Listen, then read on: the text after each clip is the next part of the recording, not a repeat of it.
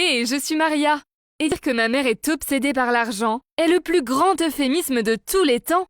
J'ai grandi en croyant que l'argent était tout, car c'était un moyen pour toutes les meilleures choses dans la vie. Une maison immense, des vêtements chers et des vacances sur une plage paradisiaque. Si ma mère voulait quelque chose, elle l'achetait. Ou plus exactement, elle faisait en sorte que son dernier mari l'achète pour elle. Après avoir divorcé de mon père parce qu'il avait perdu son emploi, ma mère s'est vite remariée. Son mari, Larry, avait 80 ans quand elle l'a rencontré. Et c'était un homme d'affaires à la retraite. Ma mère l'a charmé et peu après leur rencontre, ils se sont mariés. Je ne me souviens pas de grand-chose sur Larry. Seulement qu'il était vieux et ne pouvait pas faire grand-chose. Je me souviens que ma mère pleurait à son enterrement. Mais le lendemain, elle n'avait pas l'air triste du tout. Et nous sommes allés à Disney World. Je suppose que l'argent a commencé à s'épuiser, car quelques années plus tard, ma mère s'est remariée. Cette fois avec un millionnaire de 78 ans appelé Barney. Je ne vais pas mentir, mon éducation n'a pas fait de moi la personne la plus gentille de tous les temps.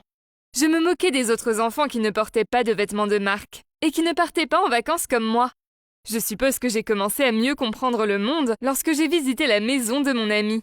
Ses parents étaient si gentils l'un envers l'autre, et ils se croisaient les doigts en passant dans le couloir, et se lançaient des regards doux sur la table à manger.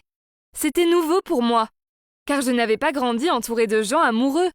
Je me souviens être rentrée à la maison et avoir demandé à ma mère si elle aimait Barney. Elle m'a souri et m'a dit « Bien sûr, Maria, et j'aime encore plus les belles choses qu'il m'achète. » J'avais 14 ans quand Barney est mort d'une crise cardiaque. Ma mère a pleuré à son enterrement, puis le lendemain, elle m'a emmenée à Hawaï. Pendant les années qui ont suivi, elle a continué à dépenser sans compter. Mais les enfants de Barney la poursuivaient également pour l'argent de l'héritage. Elle a donc dépensé une grande partie de ses fonds en honoraires d'avocat. Et à 17 ans, ma mère n'avait plus d'argent. Elle m'a dit qu'elle était trop vieille pour s'en prendre à nouveau à un homme riche. Alors c'était mon tour maintenant. Je ne voulais pas me marier avec quelqu'un pour l'argent.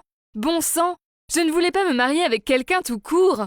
Même si maman était maintenant endettée jusqu'au cou, elle a continué à vivre sa façade de riche. Elle organisait des fêtes somptueuses et traînait avec ses amis riches. Lors d'une de ces fêtes, j'ai rencontré un type d'une vingtaine d'années qui s'appelait Gabriel. Il était beau et semblait assez gentil, sinon un peu ennuyeux. Il n'arrêtait pas de me fixer. Et j'ai dansé avec lui pour être poli. Maman semblait ravie, car apparemment Gabriel était issu d'une famille riche. Maman m'a convaincue que mes rêves d'aller à l'université et de devenir mannequin semblaient stupides à côté. D'ailleurs, je n'avais plus d'argent pour le faire maintenant. Maman pensait que les femmes n'avaient pas besoin d'éducation, mais qu'elles avaient juste besoin d'un homme riche pour subvenir à leurs besoins. Le lendemain, maman m'a laissé sécher l'école, et notre chauffeur nous a conduits dans ce prestigieux manoir à la campagne. Il s'est avéré qu'il appartenait aux parents millionnaires de Gabriel. Gabriel était là, et il a sorti une énorme bague en diamant, et m'a dit qu'il avait hâte de m'épouser. Il s'est avéré que maman avait accepté que je l'épouse, sans me consulter au préalable. Je suis restée là mortifiée. Je connaissais à peine le type. J'aime ma mère, mais je n'avais aucun intérêt romantique pour Gabriel. Alors cette nuit-là, j'ai pleuré en disant à maman que je ne pouvais pas l'épouser. Elle m'a dit que si je ne le faisais pas, elle ne pourrait pas vivre avec la honte. En plus, il ne fallait que quelques années pour que je puisse divorcer et trouver quelqu'un de plus riche. Je ne savais pas quoi faire d'autre. Je sais que ma mère a ses défauts, mais je l'aime et je ne voulais pas lui causer de la gêne. Je me suis convaincue qu'épouser Gabriel serait bien, car je n'aurais plus jamais à me soucier de l'argent. J'ai quitté l'école et je me suis concentrée pour me préparer à être la femme de Gabriel. J'ai pris plaisir à essayer de jolies robes de mariée en dentelle, à choisir des bouquets de fleurs colorés, et j'ai organisé l'enterrement de vie de jeune fille le plus étonnant du Mexique. Mais une semaine avant le mariage, Gabriel a fait un coup de théâtre. J'ai dû signer un contrat de mariage qui stipulait que si jamais je le trompais, je n'aurais rien. L'idée d'être coincée avec Gabriel pendant 1 an ou 2 était déjà assez mauvaise. Mais pour toujours, c'était terrifiant. J'ai flippé et j'ai dit à maman que je ne pouvais pas le faire. Elle est devenue folle de rage et m'a dit que si je ne l'épousais pas, elle ne me parlerait plus jamais. J'avais 17 ans et je ne voulais pas perdre ma mère. Alors j'ai signé le contrat de mariage et j'ai épousé Gabriel. Mais l'une des conditions était qu'il rembourse les dettes de ma mère et l'aide financièrement. 2 ans plus tard, j'ai toutes les choses matérielles que je pourrais jamais souhaiter. Mais je suis coincée dans ma grande maison toute la journée, à m'ennuyer à mourir. Je suis mariée à un homme pour qui je n'ai aucun sentiment, et il me traite comme s'il me possédait. Un jour que je prenais un bain de soleil au bord de la piscine, le plus bel homme est passé devant moi. Il s'est avéré que c'était le nouveau jardinier, Mathis.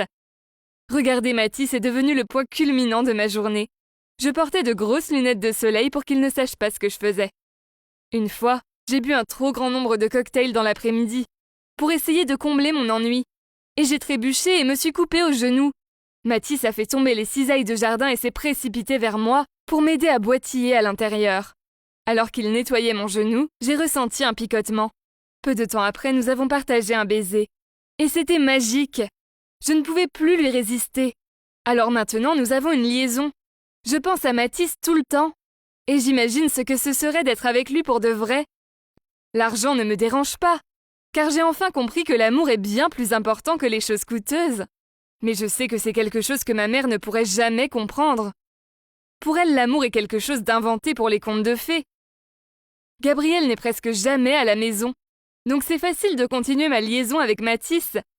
Mais je sais que je ne peux pas continuer comme ça pour toujours. Maintenant, je ne sais pas quoi faire. Être avec Gabriel me rend malheureuse. Mais s'il me surprend à le tromper avec Mathis, je perdrai tout, y compris l'amour de ma mère. Elle ne me pardonnera jamais si mes actes lui font perdre le style de vie somptueux qu'elle aime tant.